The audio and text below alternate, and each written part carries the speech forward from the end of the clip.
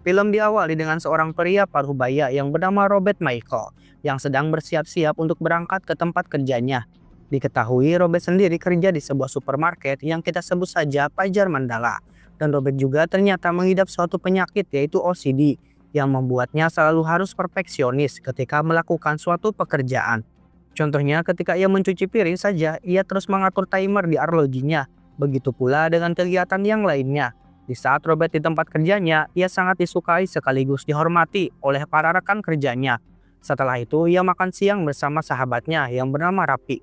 Rapi mengatakan kepada Robert bahwa ia sedang cutting alias program menurunkan berat badan. Hal itu dilakukan guna mendaftar menjadi satpam komplek elit. Nah, si Rapi ini harusnya makan makanan yang low kalori. Ia malah memakan junk food. Alhasil Robert menasihatinya.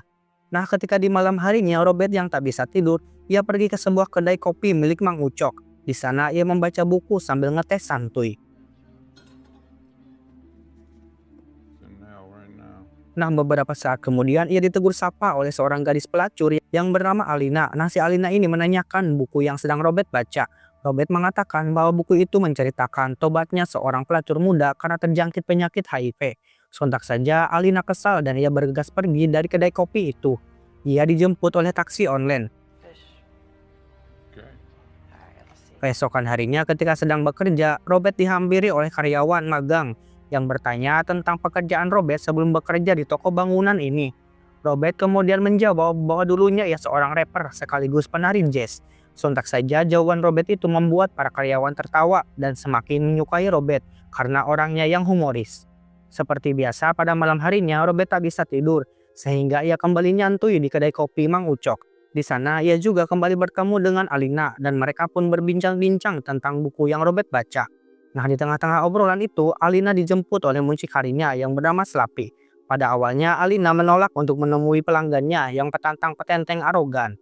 Namun karena ia takut disiksa oleh Slappy, pada akhirnya ia dengan terpaksa menemui pelanggannya itu yang merupakan seorang om-om bertubuh gendut.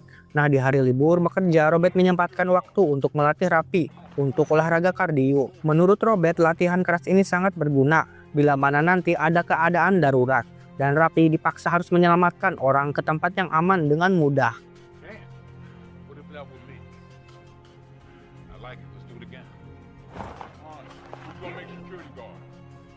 Lagi-lagi di malam harinya Robert kembali bertemu dengan Alina.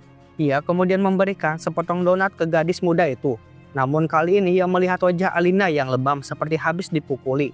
Alina yang merasa ada perhatian kepadanya, ia kemudian duduk di dekat Robert. Dan ia mengatakan bahwa ia sangat hobi bernyanyi dan bercita-cita ingin menjadi seorang penyanyi terkenal. Ia kemudian memberikan rekaman CD ketika ia menyanyi. Alina juga menanyakan kenapa Robert selalu sendiri. Robert menjawab bahwa istrinya sudah meninggal beberapa tahun lalu. Dan ia juga mengungkapkan alasan ia suka membaca buku. Hal itu karena ia ingin menyelesaikan cita-cita mendiang istrinya yang ingin menyelesaikan membaca 100 buku. Setelah itu keduanya pergi dari kedai tersebut dan berjalan-jalan sambil menceritakan kehidupan antara satu sama lainnya. Ketika di tengah-tengah obrolan, tiba-tiba Slappy dan anak buahnya yang bernama Tepi menghampiri mereka berdua. Slappy dengan ujuk-ujuk langsung menampar Alina. Ia juga mengatakan pada Robert bahwa gadis ini sangat berbahaya karena melukai pelanggan sebelumnya. Hal tersebut terpaksa Alina lakukan karena pelanggan tersebut meminta Alina untuk melakukan hal aneh, yaitu memaksa Alina untuk meminum air kencingnya si pelanggan tersebut. Slappy kemudian dengan kasar memasukkan Alina ke dalam mobil dan ia juga memberikan kartu bisnisnya. Ya siapa tahu Ichi bos Robert ingin bermain-main di kemudian hari.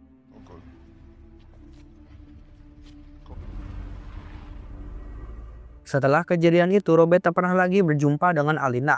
Nah, keesokan harinya, Mang Ucok ini memberitahu Robert kalau si Alina sedang dirawat di ICU karena dipukuli secara brutal. Dengan gerung gusu, Robert berlangsung pergi ke rumah sakit dan mendapati wajah Alina yang penuh luka.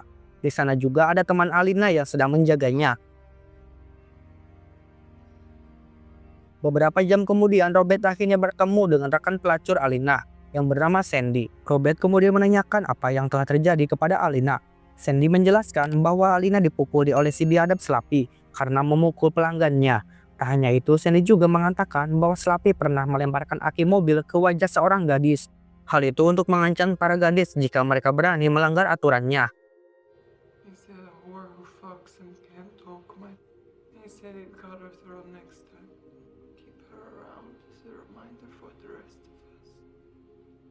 Adegan kemudian memperlihatkan Robert di rumahnya.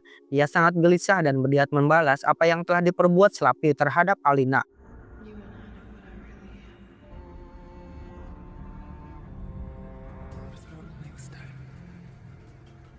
Maka dari itu Robert akhirnya pergi ke kafe milik Slappy.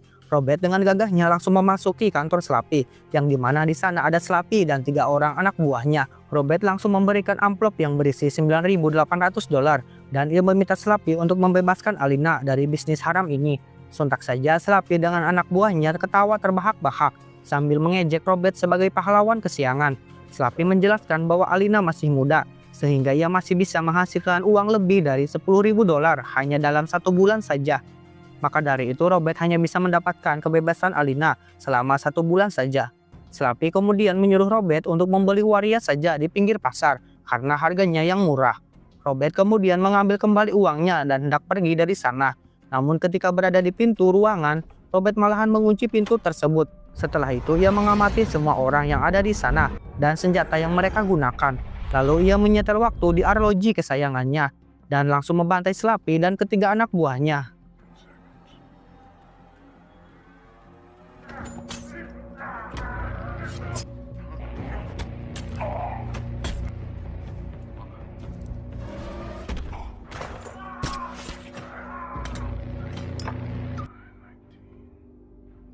Setelah menghabisi semua anak buahnya, Robert kemudian menghampiri Slappy yang tengah sekarat.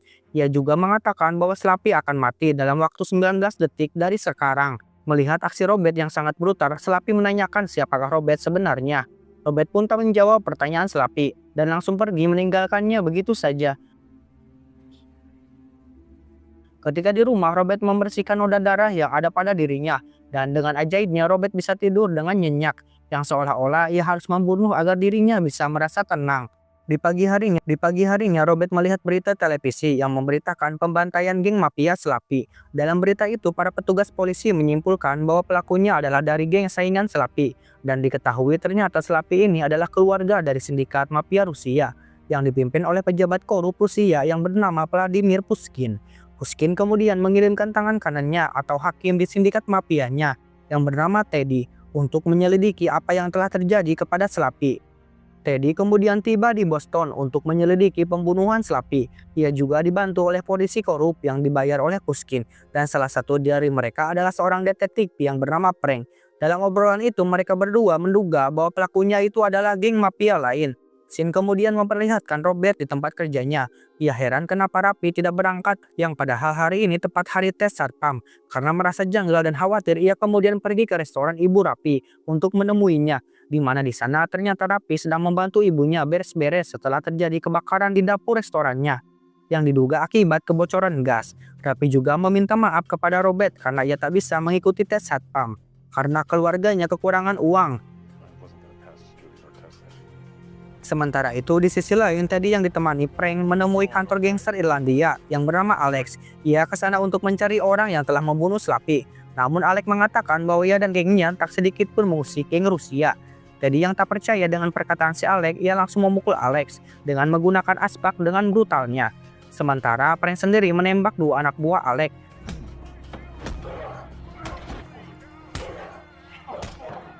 Setelah keluar dari kantor tersebut, Teddy mengatakan pada Frank bahwa aksi tadi adalah sebagai contoh agar para geng mafia yang ada di Boston tidak macam-macam dengan geng mafia Rusia.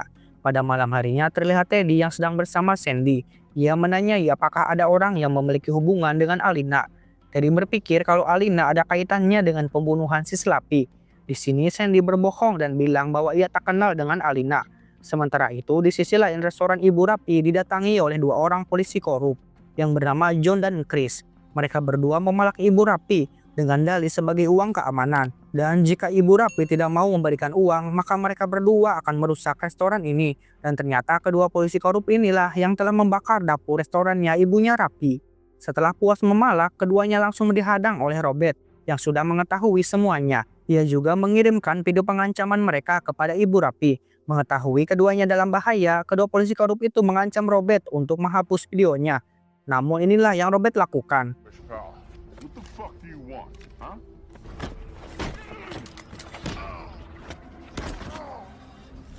Setelah menghajar keduanya, Robert meminta mereka untuk mengembalikan uang hasil malak tadi kepada Ibu Rapi. Atau jika tidak, maka Robert akan memviralkan video pemalakan mereka berdua di hadapan publik. Karena takut mereka akan viral dan karirnya akan hancur, akhirnya kedua polisi itu mengembalikan uangnya kepada Ibu Rapi di keesokan harinya. Di sisi lain, Teddy kembali menemui Sandy di apartemennya setelah ia mendapatkan informasi bahwa Sandy adalah teman dekat Alina. Di sini Teddy mengancam Alina kalau ia akan membunuh dirinya jika tak berkata jujur, sehingga dengan terpaksa Sandy berkata jujur dan ia mengatakan bahwa ketika malam Alina di rumah sakit ada pria parubaya yang menemuinya dan menanyakan dengan detail informasi tentang Slappy. Setelah Sandy mengatakan semuanya dengan jujur, si Teddy ini langsung menghabisi Sandy dengan cara mencekik lehernya.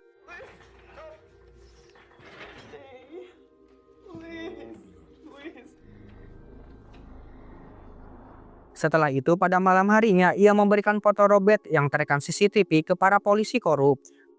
Di sana ia menyuruh para polisi korup itu untuk menyelidiki tentang Robert karena ia menduga kalau Robert bukanlah aki-aki sembarangan.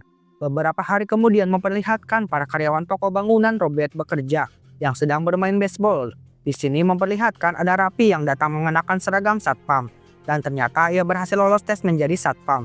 Semua itu berkat nasihat serta pelatihan ketat dari Robert. Keesokan harinya ketika Robert sedang bekerja, ia melihat ada seorang perampok yang meminta sejumlah uang kepada kasir toko yang bernama Jenny. Robert yang melihatnya berniat melawannya, namun bersamaan dengan itu ada dua orang bocil yang datang ke toko itu, sehingga ia mengurungkan aksinya. Robert juga membiarkan si perampok untuk mengambil uangnya, namun si perampok itu tak puas dan meminta cincin kawin milik Jenny. Robert pun menyerahkan cincin tersebut. Setelah itu ia mengikuti si perampok dari belakang untuk menghafal ciri-ciri beserta nomor plat mobilnya. Keesokan harinya Jenny terkejut ketika mendapati bahwa cincin kawinnya yang sudah ada di laci. Dan diketahui ternyata yang mengembalikan cincin itu adalah Robert. Robert berhasil menghabisi si perampok dengan sebuah palu. Singkat cerita, ketika Robert berada di rumahnya, ia didatangi oleh Teddy yang mengaku sebagai seorang detektif. Di sini Teddy menanyakan tentang kematian Slappy dan Alina. Ia juga menunjukkan foto kematian Sandy yang telah ia rekayasa, yaitu terjatuh dari pohon toge. Dengan tenang di sini Robert mengaku tidak mengenal dengan Slappy maupun Alina. Ia juga menanyakan surat penyelidikan polisi dari Teddy. Sontak saja Teddy memilih untuk pergi dari sana. Robert yang sadar kalau dirinya sedang diawasi oleh mafia Rusia, ia kemudian membuat alibi sebagai seorang turis. Kemudian ia membeli obat antimo dan memesan sebuah tiket pesawat. Di sisi lain Teddy sendiri terus menggali informasi mengenai Robert. Namun ia tak menemukan informasi yang aneh dan ia hanya menemukan bahwa Robert sudah bekerja di puluhan supermarket selama 40 tahun. Pada malam harinya seperti biasa Robert nyantui di kedai kopi Mang Ucok. Di sana ia melihat pengunjung yang mengenakan pakaian PLN. Namun ia langsung sadar kalau pengunjung itu adalah mafia karena memiliki tato khas mafia di tangannya. Dan benar saja di luar kedai sudah ada Teddy, Frank dan beberapa polisi korup lainnya yang sedang mengawasi Robert. Sadar kalau dirinya bakalan dikepung, Robert langsung menghajar mafia tersebut, lalu bergegas pergi dari kedai sambil memoto Teddy.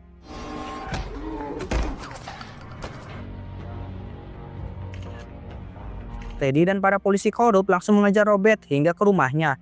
Ketika sampai di rumah Robert, mereka menemukan obat antimo dan riwayat penerbangan milik Robert. Di sini Frank berasumsi kalau Robert sedang pergi menuju bandara. Teddy tak percaya dan mengatakan kalau Robert ada di sekitar sini. Ia juga sadar kalau aksi mereka semua sedang diawasi oleh Robert. Dan ia benar saja ternyata Robert berada di gedung sebelah sambil mengawasi Teddy dan antek-anteknya. Keesokan harinya Robert mengendarai mobilnya untuk pergi ke rumah yang sangat megah di tengah-tengah perkebunan. Yang ternyata Robert pergi untuk bersilaturahmi kepada teman lamanya yaitu Susan dan suaminya yang bernama Bruno. Diketahui Susan sendiri adalah anggota Badan Intelijen Amerika atau DIA. Dan di sini kita dikejutkan dengan siapa sih Robert sebenarnya. Ternyata Robert adalah mantan marinir Amerika Serikat yang kini bertugas sebagai agen pembunuh lapangan di organisasi DIA. Robert di sini menanyakan kepada Susan tentang Teddy dan anak buahnya. Sebagai seorang teman di sini Susan akhirnya mau mencarikan informasi tentang Teddy untuk Robert. Keesokan harinya ketika Susan pergi bekerja, Bruno dan Robert mengobrol santuy di halaman rumah. Di sini Bruno mengatakan tentang kecelakaan mobil yang dipasang bom yang dinaiki oleh Robert beberapa tahun lalu. Dan ternyata sebenarnya si Robert ini memalsukan kematiannya sendiri. Sehingga semua rekannya mengira bahwa Robert ini sudah mati. Di malam harinya setelah Susan mendapatkan informasi, ia memberitahu Robert kalau Slappy yang telah Robert bunuh adalah bagian dari keluarga mafia Rusia yang dipimpin oleh Vladimir Pushkin. Sedangkan Teddy sendiri merupakan mantan pasukan khusus Rusia yang kini Teddy bekerja untuk geng mafianya si Pushkin. Dia ditugaskan untuk menangani kasus-kasus yang terjadi dalam geng mafia Rusia. Hal itu termasuk kematian Slappy yang telah Robert bunuh. Susan juga mengatakan kalau Teddy dan anak buahnya tak akan pernah berhenti sebelum Robert dan orang yang disayanginya mati. Robert yang sudah mendapatkan semua informasi itu, ia berniat kembali ke Boston dan membantai habis seluruh geng mafia Rusia sampai ke akar-akarnya. Setibanya di Boston, Robert langsung mendatangi Frank di rumahnya. Dia kemudian menginterogasi Frank dengan cara menjebaknya di mobil yang sudah dipasangi selang dari knalpot. Robert kemudian meminta Frank mengatakan semua informasi tentang bisnis Pushkin di kota Boston. Atau jika tidak, maka Frank akan mati menghirup gas dari knalpot mobil. Pada akhirnya Frank menyerah dan langsung membawa Robert ke sebuah tempat mafia Rusia menyimpan semua uang haram dari bisnis Pushkin.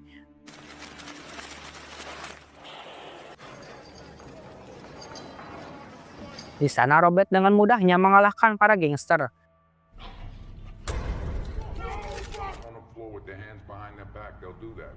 Setelah itu Robert memberikan uang pensiun kepada para pekerja dengan menggunakan uang milik Pushkin.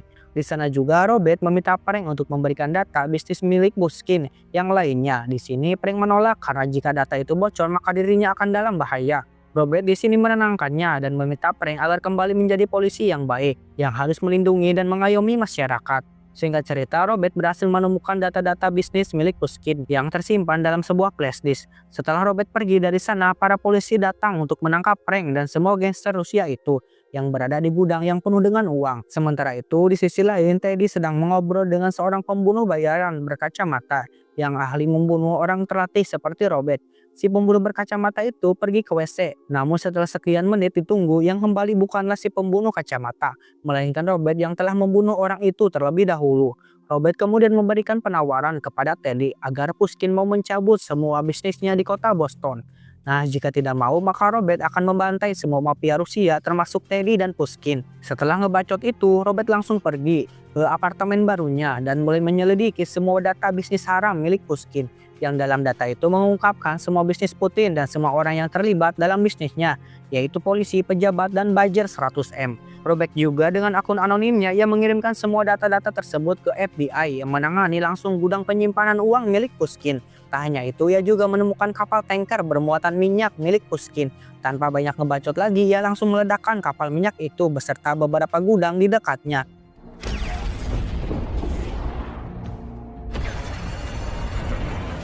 Di sisi lain, Teddy tersengaja menemukan foto Robert yang sedang bersama Rapi. Di sini Teddy berniat menjadikan Rapi sebagai sandera. Teddy kemudian menelpon Robert dan mengatakan kalau anak buahnya telah menyandera Rapi dan beberapa karyawan lainnya di toko bangunan. Ia juga menyuruh Robert untuk datang ke tempat kapal tanker yang sudah Robert ledakan. Jika ia menolak, maka Rapi dan semua karyawan lainnya mereka akan mati. Mengetahui hal itu, tanpa berlama-lama lagi Robert langsung pergi ke tempat kapal tanker itu dengan menggunakan bus. Ia juga ternyata dilacak oleh anak buah Teddy. Namun sesampainya di sana, Robert tidak ada di dalam bus tersebut dan hanya ada ponselnya saja. Ternyata Robert sendiri pergi ke toko bangunan untuk menghabisi anak buah Teddy yang sedang menyandra Rapi dan kawan-kawan.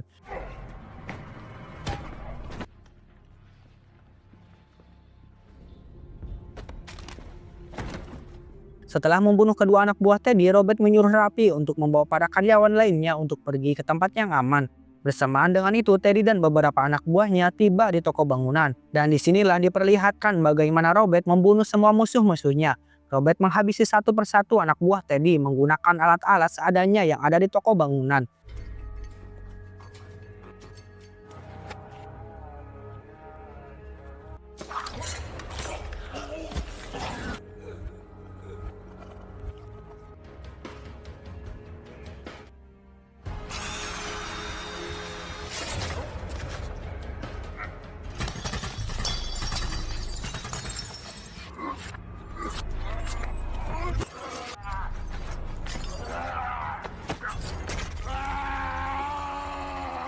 Setelah berhasil menghabisi semua anak buah Teddy, Rapi datang untuk membantu Robert yang terluka.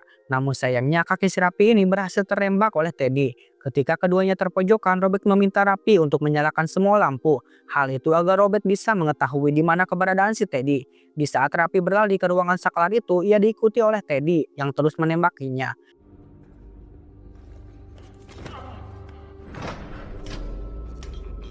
Di sisi lain, Robert sendiri membunuh anak buah Teddy yang terakhir dengan cara diledakkan dengan sebuah gas LPG 3 kg yang lagi langka. Oke gas, oke gas, oke gas. Di saat Teddy berhasil menemukan Rapi dan hendak membunuhnya, ia keduluan ditembak oleh Robert dengan pelontar paku. Dengan brutalnya, Robert menembaki Teddy sampai akhirnya Teddy tewas di tempat.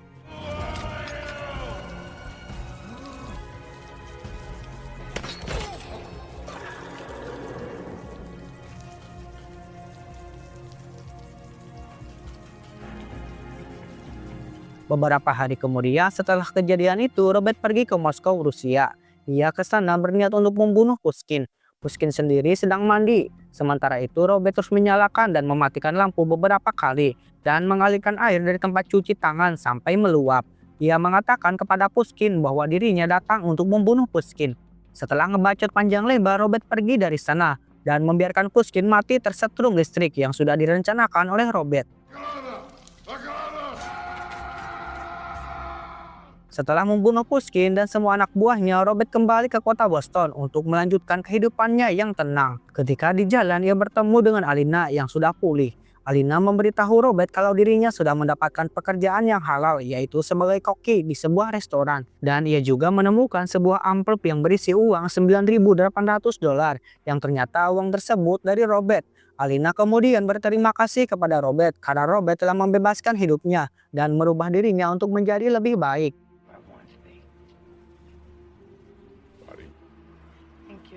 Dan film pun bersambung.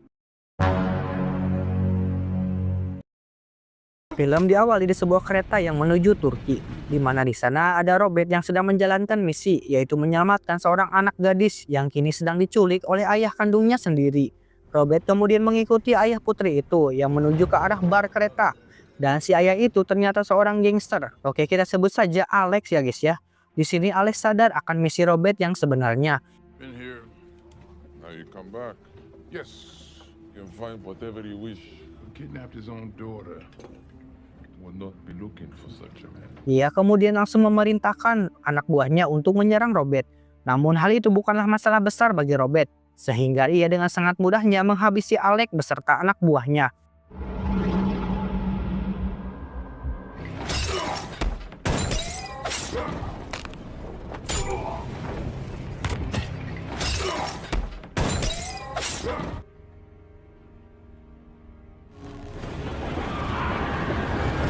Singkat cerita, setelah itu Robert membawa gadis kecil itu ke sebuah kantor pengacara di kota Boston. Yang ternyata di kantor itu sudah ada ibu dari si gadis yang sudah menunggunya. Robert kini menjalani pekerjaan barunya yaitu sebagai supir taksi online. Ia juga memiliki pelanggan tetap yang merupakan seorang aki-aki tua yang bernama Sam. Ketika di dalam perjalanan, Sam mengatakan bahwa kini ia sedang melakukan pencarian saudaranya yang telah lama hilang.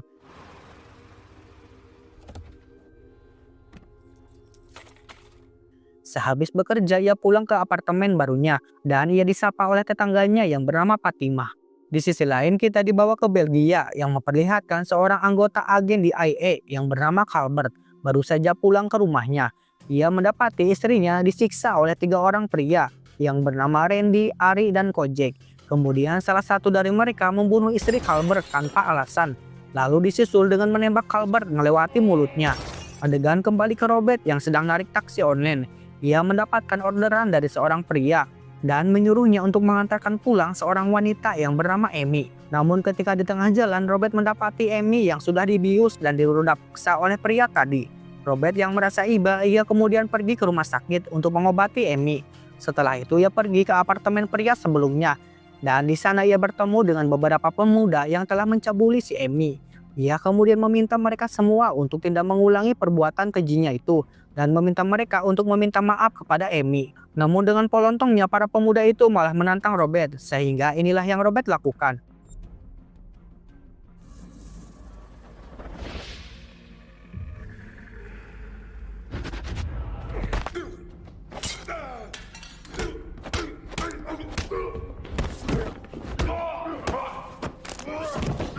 Ya, mereka semua dibuat tak berdaya oleh Robert dengan waktu kurang dari 1 menit.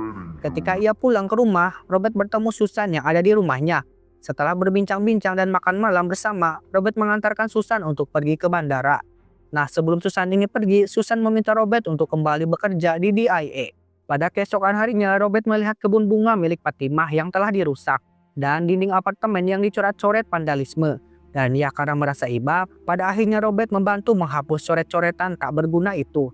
Ia juga bertemu dengan tetangganya yang merupakan seorang remaja yang bernama Mike. Yang diketahui Mike sendiri adalah seorang mahasiswa seni. Dan karena ahli dalam hal melukis, Mike akhirnya menawarkan diri untuk mengecat ulang tembok ini.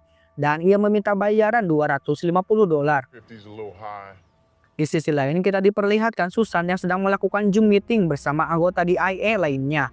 Dalam rapat itu, mereka membahas tentang pembunuhan Calvert beserta istrinya. Salah satu rekan Susan yang bernama Deb menyarankan Susan untuk datang ke Belgia guna menyelidiki secara langsung pembunuhan itu di TKP. Singkat cerita, Susan dan Deb sudah tiba di rumah Calvert beserta anggota intelijen lainnya dan juga ada tim Inapis. Ketika di sana, para penyelidik tidak menemukan bukti apapun yang membuktikan bahwa Calvert dibunuh, sehingga mereka berasumsi kalau Calvert sengaja membunuh istrinya karena ada masalah keluarga.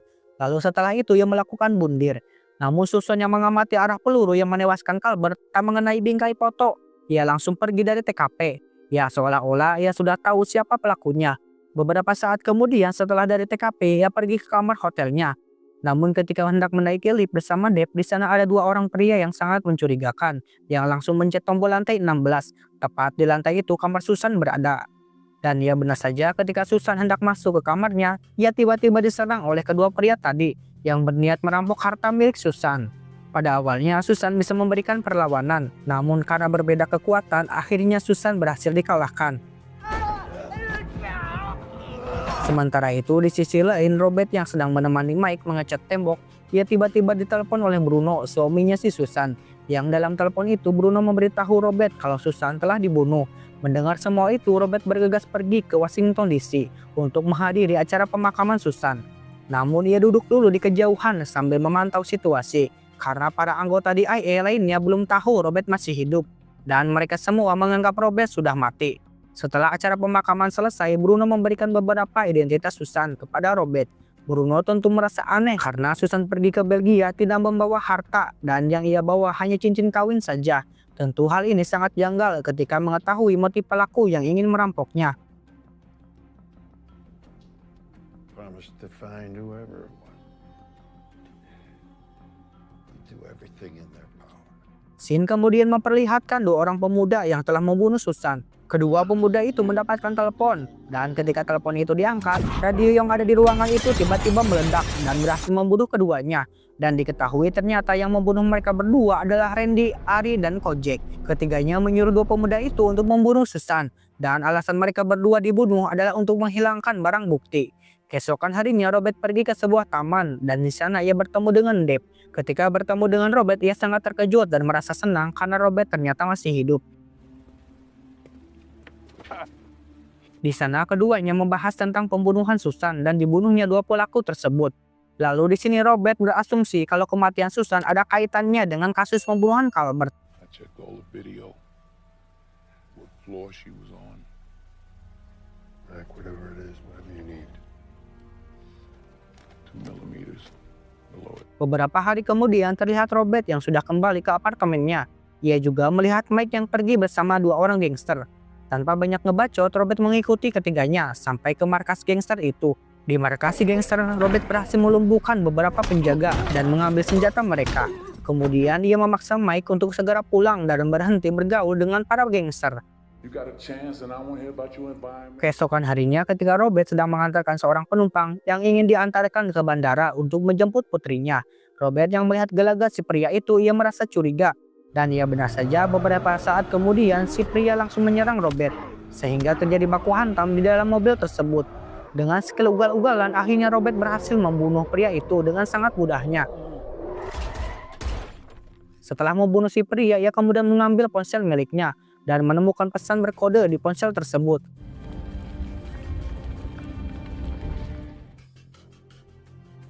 Di malam harinya, Robert pergi ke rumah Deb dan ia disambut oleh istri dan kedua putri Deb. Nah, ketika keduanya sedang mengobrol, Robert memberitahu kalau ia berhasil mendapatkan informasi.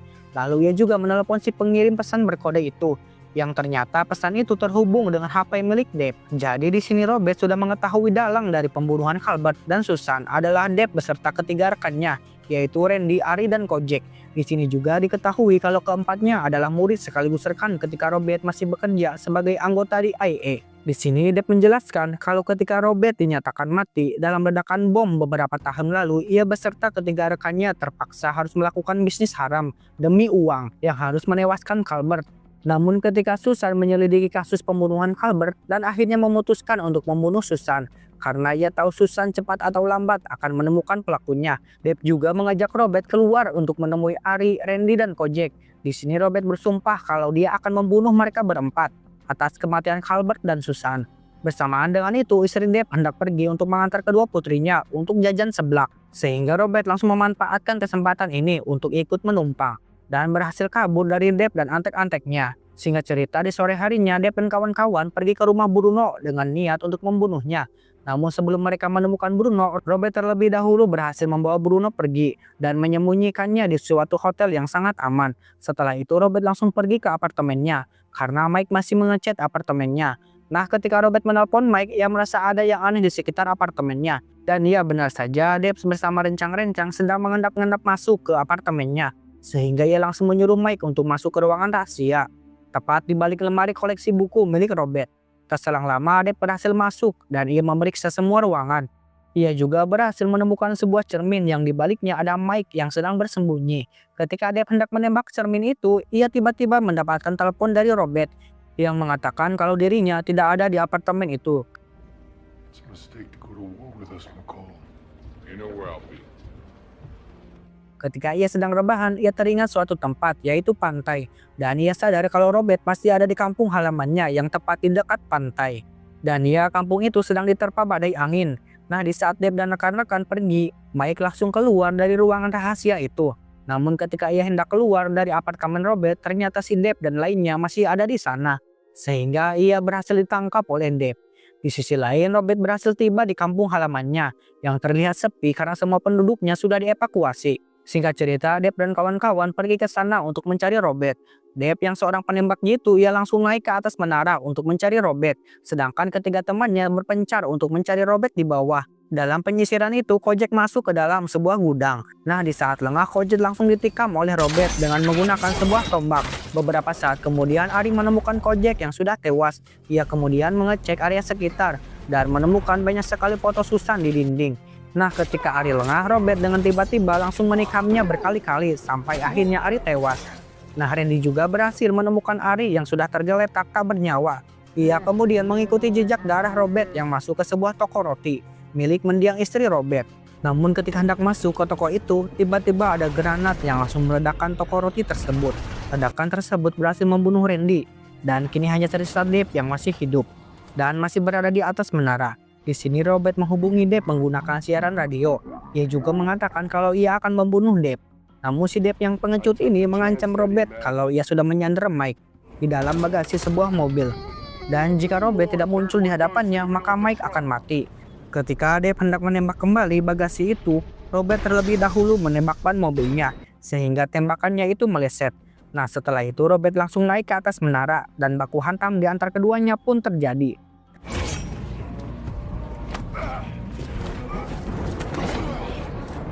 Dalam baku hantam itu, Robert berhasil membunuh Deb dengan menusukkan pisau ke tubuhnya. Dan ia juga menjatuhkan Deb yang masih sekarat ke lautan. Nah, setelah itu Robert membebaskan Mike dari dalam bagasi dan mengobati lukanya si Mike. Singkat cerita, beberapa hari kemudian Mike kembali bersekolah.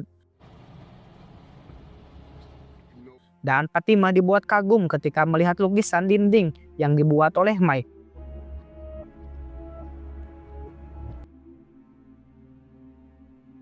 Sedangkan di sisi lain, Sam si kakek tua di awal film akhirnya bisa berjumpa dengan kakak perempuannya yaitu Mandy. Dan semua hal tersebut berkat bantuan Robert.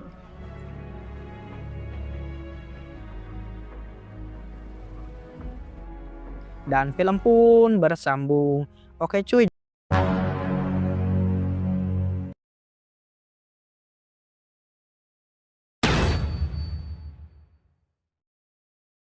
Halo orang-orang santuy, balik lagi nih bareng Paduka. Nah, di video kali ini Paduka akan menceritakan lanjutan dari film The Equalizer 3 yang dirilis pada tahun 2023. Nah, jadi pada film ketiganya ini, Robert harus kembali menegakkan keadilan ketika dirinya ingin hidup tenang di sebuah kota kecil di Italia Selatan. Nah, bagi kalian yang belum nonton film pertama dan keduanya, saya sarankan buat nonton dulu deh. Link videonya ada di bawah ya guys ya. Oke, tanpa berlama-lama lagi, langsung saja kita masuk ke alur ceritanya. Film berlatar di kota Sisilia, Italia, yang di sini memperlihatkan seorang mafia setempat yang bernama Lorenzo Vitale, yang sedang menuju ke kebun anggurnya ditemani dengan sang cucu. Di sana ia terkejut ketika melihat mayat para anak buahnya yang tergeletak begitu saja.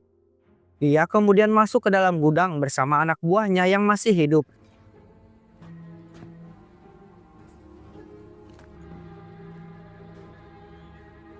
Dan mendapati kedua anak buahnya yang lainnya sedang menodong Robert, yang dimana diketahui Robert lah yang telah membunuh anak buah Lorenzo. Robert kemudian menjelaskan maksud kedatangannya dari Boston ke tempat ini, yaitu untuk mengambil lagi sesuatu yang telah Lorenzo curi secara paksa. Robert kemudian memberikan kesempatan untuk mereka hidup, dengan syarat Lorenzo harus mengembalikan apa yang telah ia curi. Namun karena Lorenzo menolak, pada akhirnya Robert membunuh mereka semua.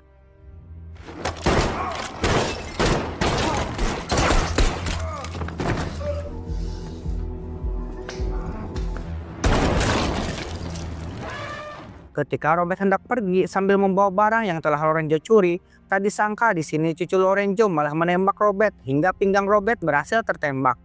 Robert yang melihat si bocil masih kecil, ia akhirnya membiarkannya untuk kabur. Di saat yang bersamaan ia mencoba untuk bundir, akan tetapi pelurunya habis, yang berarti belum saatnya Robert untuk mati sekarang. Singkat cerita, Robert mengendarai mobilnya menuju pelabuhan setempat. Namun karena luka di pinggangnya cukup parah, Robert pun pingsan di tepi jalan.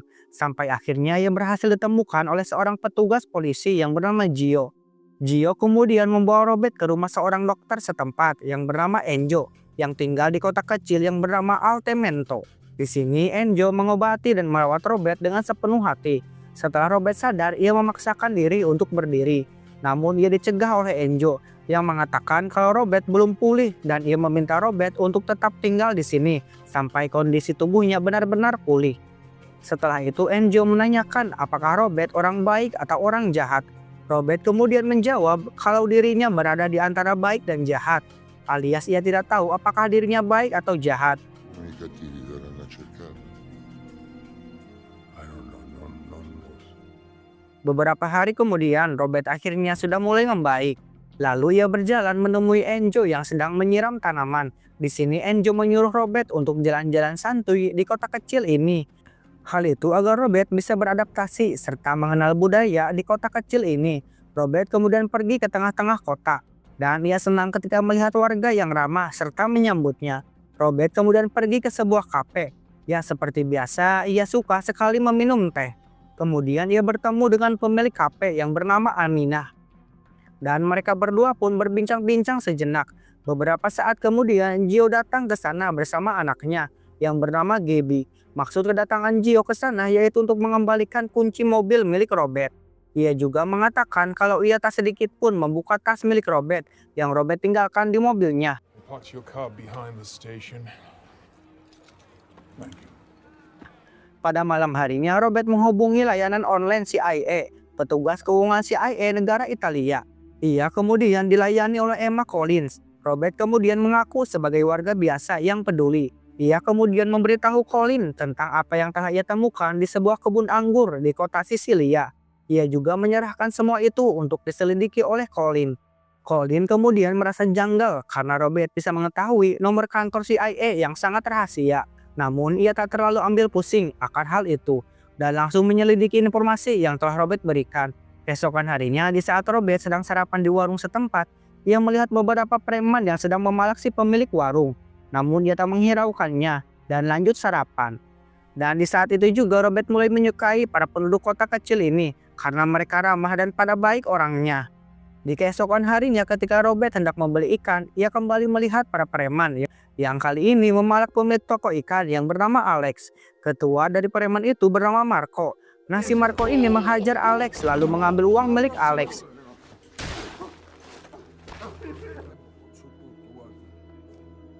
Robert di sini hanya bisa melihat begitu saja ketika Marco dan anak buahnya pergi dari sana. Ia terpaksa tak melakukan aksi brutalnya itu. Hal itu dikarenakan tubuhnya belum pulih sepenuhnya.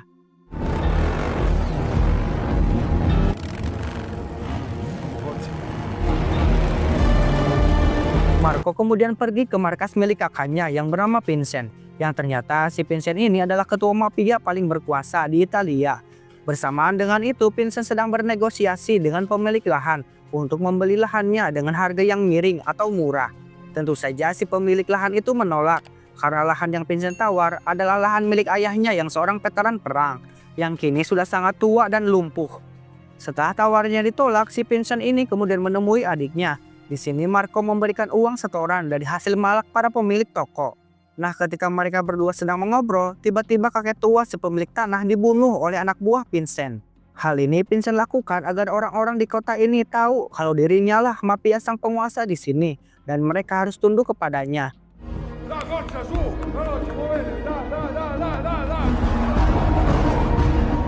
Di sisi lain, kini Collins dan rekannya yang bernama Frank, mereka tiba di kebun anggur milik Lorenzo.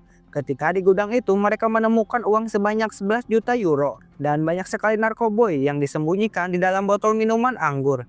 Yang diketahui narkoboy tersebut dikirim langsung dari negara Suriah. Dengan penemuan besar itu membuat Frank dan Collins berasumsi kalau semua kejahatan di Italia ini ada hubungannya dengan para teroris. Sementara itu Robert sendiri mendapatkan kabar baik dari Enzo kalau luka tembak di pinggang Robert kini sudah sembuh. Karena lukanya yang sudah sembuh, Robert pun berniat untuk pulang ke Boston. Hal itu guna mengembalikan barang yang telah dicuri Lorenzo kepada sang pemiliknya. Namun ketika di tengah kota, ia heran ketika melihat para penduduk yang berlarian menuju toko ikan Alex. Yang ternyata toko ikannya itu sudah terbakar dengan hebatnya.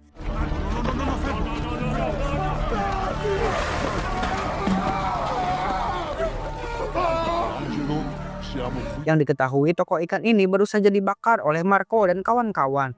Dan ya, atas kejadian itu Robert mengurungkan niatannya untuk pergi ke Boston. Ia kemudian bertekad untuk membebat para preman dan mafia di kota kecil ini.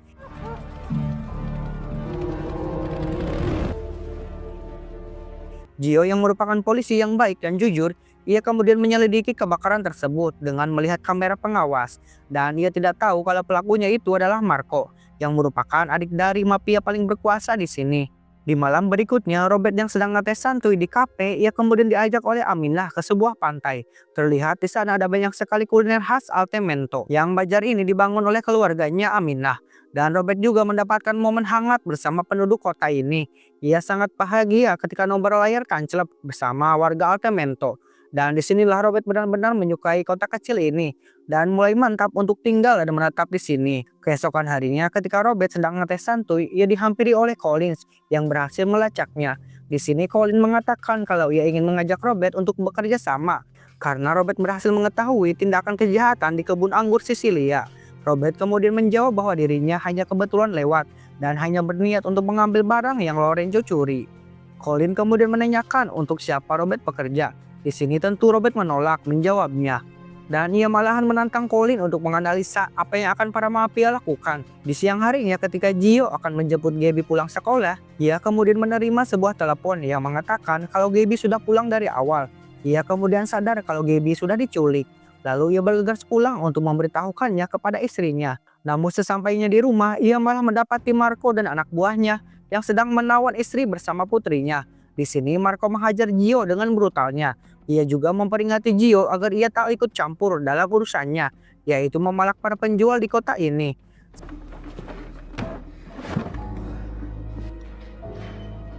Setelah dipukuli, Gio kemudian diobati oleh Enzo. Lalu di sini Enzo menceritakan sindikat mafia di kota ini kepada Robert. Nah, para mafia itu biasa disebut Camaro yang dipimpin oleh kakaknya si Marco, yaitu Vincent. Dan ya, para mafia ini tak bisa diberantas karena ada orang yang melindungi mereka, yaitu orang-orangnya pemerintahan. Mendengar semua itu, Robert kemudian sangat penasaran dengan para mafia Camaro ini. Keesokan harinya, Robert pergi ke sebuah gereja yang terletak di puncak sebuah bukit. Di sana ia juga bertemu dengan Collins, yang mengatakan kalau Robert dinyatakan bukan sebagai tersangka dalam pembantaian di kebun anggur Sisilia, melainkan ia dianggap sebagai pahlawan karena telah membantu CIA. Robert kemudian meminta Collins untuk memeriksa pelabuhan Elba dan Virginia yang kini sedang dijaga ketat oleh kepolisian. Robert berasumsi kalau kedua pelabuhan itu digunakan sebagai jalur penyelundupan narkoboy dari Suriah, dan para polisi yang sudah bekerja sama dengan mafia, maka pelabuhan itu dijaga ketat oleh kepolisian. Informasi ini juga membuat Collins semakin kagum dengan analisis Robert, dan dia bertanya-tanya kenapa Robert ingin membantu tugas CIA. Aren't you just full of tips? Why me? Pada malam harinya, Robert pergi ke sebuah restoran yang ternyata di sana juga ada Gio dan keluarganya yang sedang makan di sana. Bersamaan dengan itu, Marco dan anak buahnya datang menghampiri Gio. Di sini Marco menyuruh Gio untuk mencari sebuah perahu yang dikirim dari Somalia. Setelah menyuruh seorang polisi, Marco kemudian melihat Robert yang menatap tajam kepadanya. Karena merasa tersinggung, Marco kemudian menghampiri Robert dan mengancamnya. Namun inilah yang Robert lakukan. Like being in other people's business.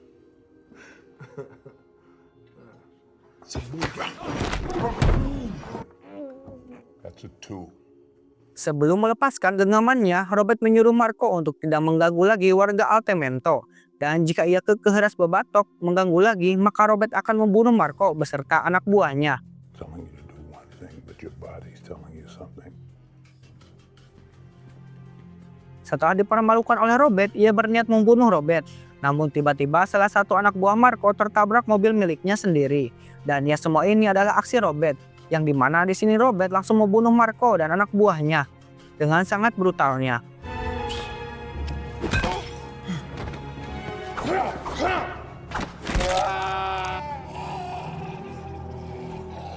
Di pagi harinya, Enzo bersama rekan polisinya menemukan mayat Marco di jalanan. Ia juga menemukan narkoboy yang sama seperti milik Lorenzo, bersamaan dengan bom yang meledak di kota Roma, Italia. Lalu Frank memberitahu Colin kalau pelakunya membuat bom dengan teknologi yang sangat canggih. Tentu saja keduanya sangat heran, karena bom ini membutuhkan dana yang sangat besar untuk merakitnya. Dan mana mungkin teroris memiliki uang sebanyak itu. Setelah itu, Colin menemui kepala kepolisian Italia yang bernama Barella. Kedatangan dia ke sana untuk meminta izin menginterogasi beberapa napi yang ditangkap karena melakukan beberapa pengeboman. Namun sayangnya di sini Barella melarang Colin untuk menginterogasi salah satu napi yang bernama Ucok. You can't interview. Karena merasa aneh dan penasaran, ia menginterogasi Ucok secara diam-diam. Dia kemudian langsung menanyakan tentang pengeboman yang terjadi di kota Roma. Namun sayangnya di sini Ucok menolak memberi informasi apapun kepada Colin. Sedangkan di sisi lain Barella menemui Vincent di markasnya. Terlihat di sini Vincent yang sedang berduka atas kematian adiknya, yang ternyata diketahui Vincent ini sudah menyuap Barella untuk melindungi semua kejahatannya dan termasuk penyelundupan narkoboy dari Suriah. Tak hanya itu, ternyata pengeboman di Roma juga bukanlah ulah teroris, melainkan ulah si Vincent ini. Di sini Barella meminta Vincent agar waspada terhadap agen CIA yang bernama Collins, karena agen Collins ini dianggap ancaman bagi keberlangsungan bisnis mereka. Namun di sini Vincent menolak karena masih dalam keadaan berduka. Lalu ia menyuruh Barella untuk membunuhnya sendiri dan mencari pelaku pembunuhan adiknya. Barella yang merasa disuruh-suruh oleh mafia, ia tentu menolaknya. Hingga inilah yang dilakukan oleh Vincent.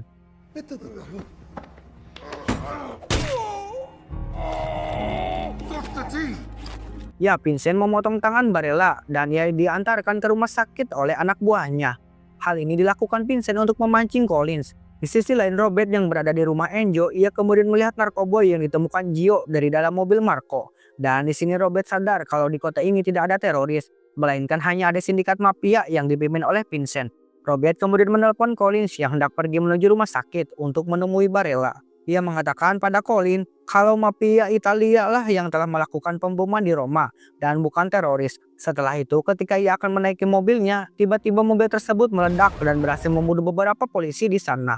Namun untungnya Colin berhasil selamat, namun dia terluka cukup parah dan langsung dibawa ke rumah sakit. Di sana Colin juga sempat memberitahu Frank kalau pelaku pengeboman bukanlah teroris, melainkan mafia Camaro. Pada malam harinya, Vincent beserta anak buahnya pergi ke kota Altemento. Dia pergi ke sana untuk mencari pelaku pembunuhan adiknya. Di sana ia langsung menyandera Gio dan meminta para warga untuk mengaku siapa pelaku pembunuhnya. Di detik-detik Vincent akan membunuh Gio, tiba-tiba Robert muncul dan langsung mengaku kalau dirinya lah yang telah membunuh Marco.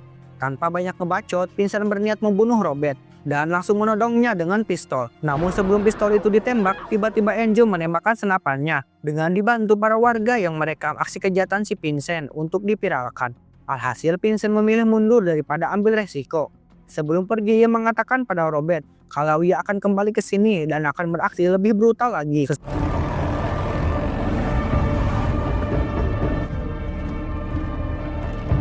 Sampainya di markas, Vincent beserta anak buahnya berdiskusi untuk membumi hanguskan kota Altemento. Namun yang belum mereka sadari, pastinya Robert tak akan membiarkan kota yang ia cintainya diacak-acak oleh mafia rendahan seperti Vincent dan anak buahnya. Beberapa hari kemudian, para warga Altemento mengadakan doa bersama dan pawai untuk meminta pertolongan dari Tuhan agar kota Altemento terbebas dari kejahatan. Bersamaan dengan itu, Robert yang berniat membasmi mafia Camero. Robert kemudian pergi ke rumah Vincent dan mulai membunuh satu persatu anak buahnya dengan brutal.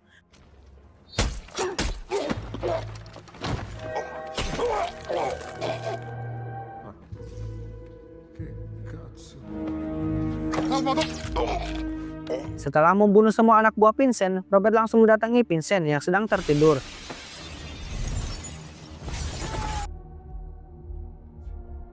Vincent kemudian turun ke bawah dan ia mendapati semua mayat anak buahnya yang tergeletak di mana-mana. Ia langsung dipukul oleh Robert sampai pingsan. Di sini Robert juga mencekoki puluhan narkoboy ke mulut Vincent. Setelah Vincent tersadar dari pingsannya, Robert langsung memberitahu Vincent kalau dia akan mati dalam waktu kurang dari 6 menit. Hal itu karena overdosis narkoboy yang sudah ia cekokinya. Robert sengaja melakukan ini agar Vincent terbunuh dengan perlahan dan menderita. Robert kemudian membiarkan Vincent melarikan diri sambil ia ikuti dari belakang. Dan singkat cerita, Vincent pun mati di tengah-tengah jalan.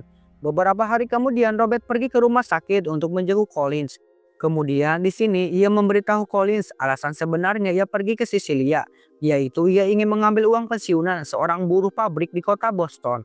Yang ternyata si Lorenzo ini adalah mafia yang mengambil semua uang pensiunan buruh pabrik di semua dunia dengan cara menyuruh hacker yang jahat. Robert kemudian meninggalkan tas itu dan menyuruh Colin untuk memberikannya ke si buruh pabrik di Boston. Singkat cerita, Colin tiba di Boston, lalu ia bertemu dengan si buruh pabrik beserta istrinya. Yang diketahui mereka berdua hendak pindah rumah, karena rumah ini sudah disita bank. Colin langsung memberikan tas yang berisi uang itu kepada mereka berdua, sehingga membuat sepasang suami istri itu sangat senang dan bahagia. Singkat cerita, ketika Colin bekerja seperti biasanya, ia menerima sebuah buku kecil dari Robert. Buku itu berisi semua kejadian ketika mereka berdua bertemu. Dan dalam buku itu juga tertulis kalau ibu Colin pasti bangga terhadap Colin. Setelah itu Colin melihat foto di mejanya. Dan ternyata diketahui Colin ini adalah putri Susan dan Bruno. Maka dari itu Robert bersedia membantu semua tugas Colin dalam membantai mafia Italia. Dan film diakhiri dengan Robert memutuskan untuk tinggal di kota kecil Altemento. Karena warga di sini sangat baik terhadapnya. Dan film pun tamat. Oke cuy, jadi itulah alur cerita film The Equalizer 3. Terima kasih bagi kalian yang sudah menonton dari film pertama sampai film ketiganya ini. Sekian dari Paduka, mohon maaf bila banyak kesalahan, dan salam santuy.